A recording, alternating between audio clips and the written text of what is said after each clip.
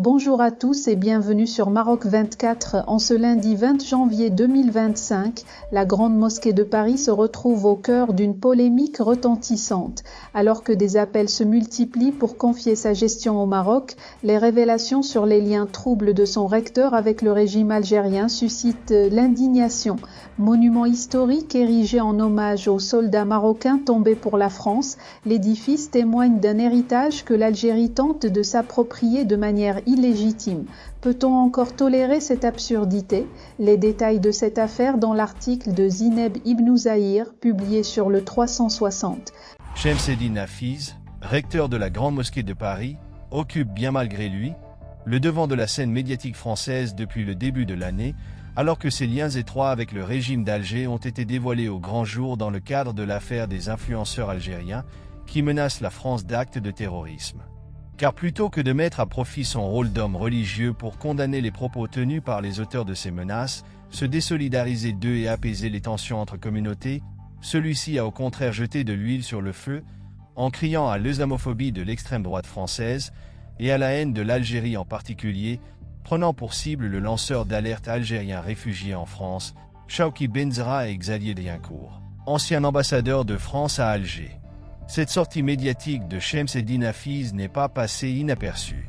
En voulant prendre la défense du régime qui orchestre la propagande de haine qui sévit en France, le recteur de la Grande Mosquée de Paris a littéralement grillé sa couverture d'agent d'influence algérien. Le silence complice dans lequel il se mure depuis l'arrestation de Boualem Sansal, son compatriote, contraste étrangement avec sa prise de position véhémente à l'égard de la justice française au lendemain de la mort du jeune Naël, et atteste aujourd'hui du deux poids, deux mesures qu'applique celui qui présidait le comité de soutien au président Tebboune lors des dernières élections présidentielles en Algérie. Si la presse hexagonale s'est emparée du sujet à l'instar du journal Le Point, qui questionnait dans un article « Que faire de la Grande Mosquée de Paris, annexe du régime algérien ?»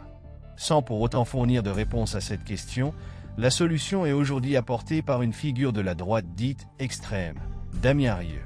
Le lanceur d'alerte bien connu des réseaux sociaux et militant du parti Reconquête a ainsi publié un tweet sur X le 19 janvier qui a suscité de très nombreuses réactions.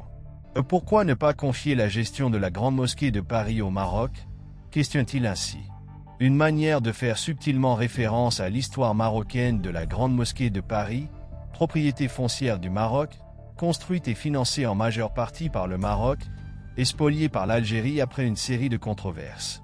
Mais, à travers cette publication, s'affirme aussi plus que jamais la confiance que la France, même à son extrême droite, témoigne au Maroc, d'un point de vue politique, au point de souhaiter lui redonner les clés de cet édifice religieux emblématique de la communauté musulmane de France, afin non seulement d'y prôner l'islam des Lumières, fondé sur la tolérance et le vivre ensemble que l'on prêche au Maroc, mais aussi d'écarter le risque de toute tentative d'instrumentalisation de la religion à des fins politiques, comme l'Algérie vient d'en faire l'exemple.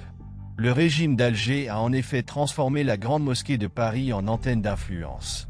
De nombreuses voix en France n'hésitant pas à qualifier ce lieu de culte d'ambassade bis de l'Algérie. Pour rester informé, je vous invite à regarder les vidéos Maroc 24 qui s'affichent sur votre écran.